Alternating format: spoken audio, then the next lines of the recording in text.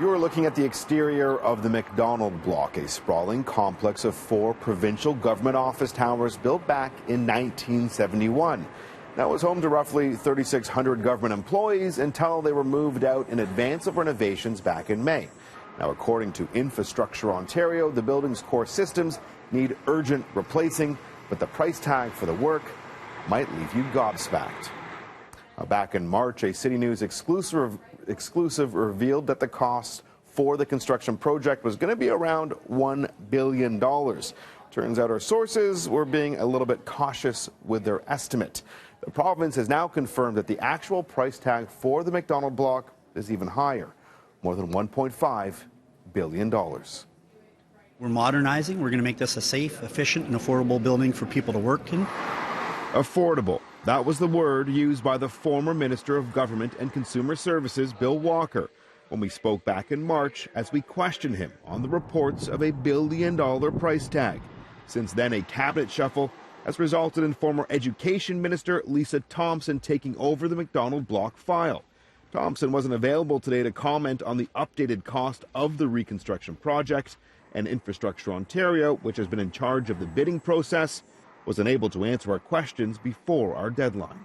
This building has not been updated since 1971, so it's going to be efficiency improvements, it's going to be safety improvements, and our staff deserve, and the people visiting our building deserve to be in a safe environment.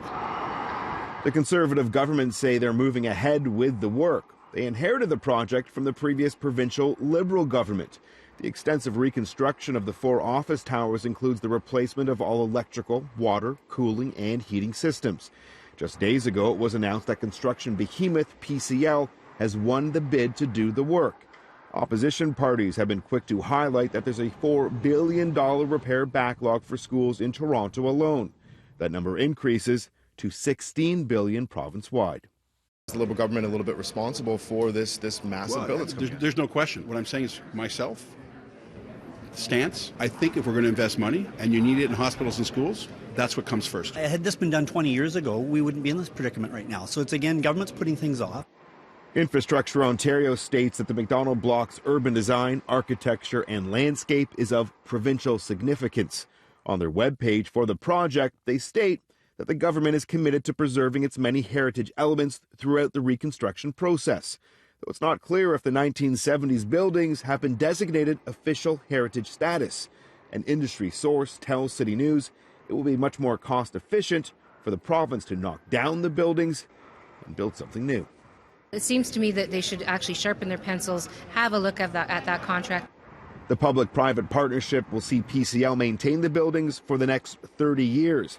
That will see the construction company receive monthly payments that are built in to the $1.5 billion. Now, there could be other additional costs attached that haven't been made public yet. The work is expected to take around 8 years, and the more than 3,000 government employees that have been moved out, well, they're in temporary office spaces. But how much that's going to cost you, the taxpayer, has not been released.